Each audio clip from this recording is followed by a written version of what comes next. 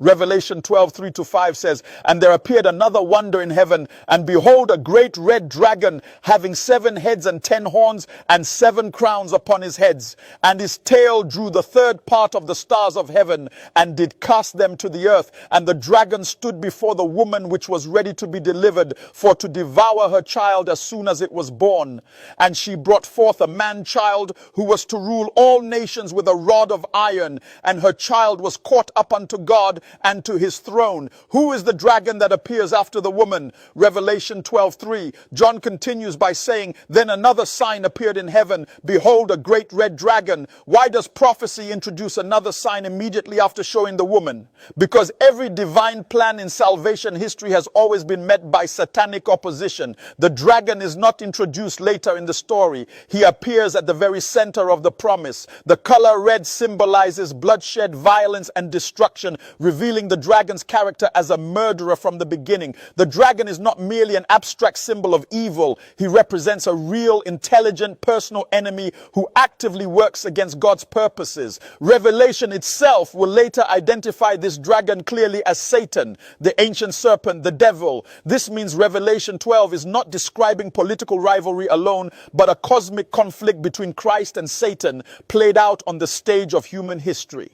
What is the meaning of the 7 heads and 10 horns? Revelation 12:3. John describes the dragon as having 7 heads and 10 horns. What do these symbols represent? In biblical prophecy, heads represent governing powers or kingdoms, and horns represent political or military authority. The number 7 points to completeness, indicating that Satan operates through the full spectrum of earthly power. This shows that the dragon does not work independently of history, but uses empires, governments, and systems as instruments of opposition. The 10 horns anticipate later prophetic powers and reveal that Satan's strategy is consistent across time. He adapts his methods but never changes his goal: to oppose Christ and destroy God's redemptive plan. This teaches us that persecution of God's people is never accidental. It is organized, intentional, and sustained through earthly structures. Why does the dragon wear crowns on his heads? Because Satan seeks authority that does not belong to him.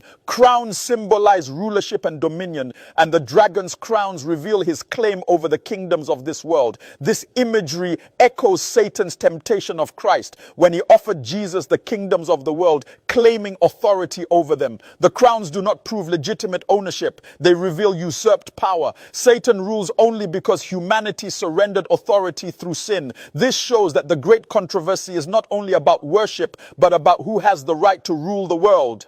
What does it mean that the dragon swept a third of the stars from heaven? Revelation 12:4.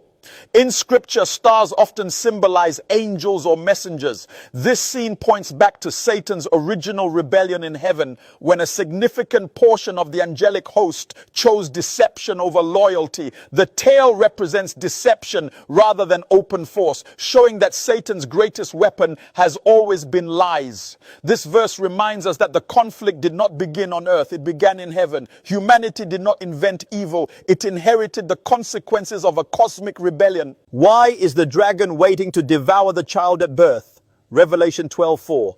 John then reveals a chilling scene. The dragon stands before the woman, ready to devour her child as soon as it is born. Why is the dragon so focused on the moment of birth? Because Satan understands prophecy. From Genesis 3:15 onward, he knew a deliverer was coming. Every attack on God's people in the Old Testament was ultimately an attempt to prevent the birth of the Messiah. Pharaoh's decree to kill Hebrew boys, Athaliah's massacre of the royal line, and Herod's slaughter of the infants all reveals Satan's consistent strategy. This verse shows that the incarnation of Christ was not merely a peaceful event, it was the most dangerous moment in salvation history. Hell mobilized its forces to stop heaven's plan.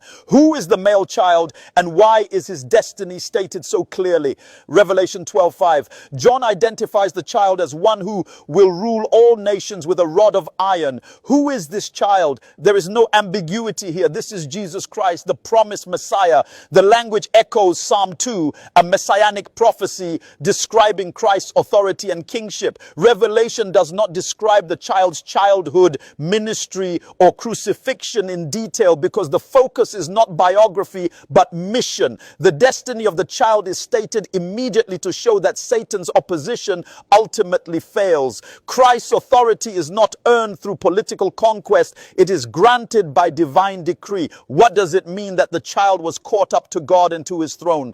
John concludes by saying that the child was caught up to God and to his throne. Why does prophecy move so quickly from birth to throne? Because Revelation compresses history to emphasize victory. This phrase encompasses Christ's resurrection, ascension, and exaltation.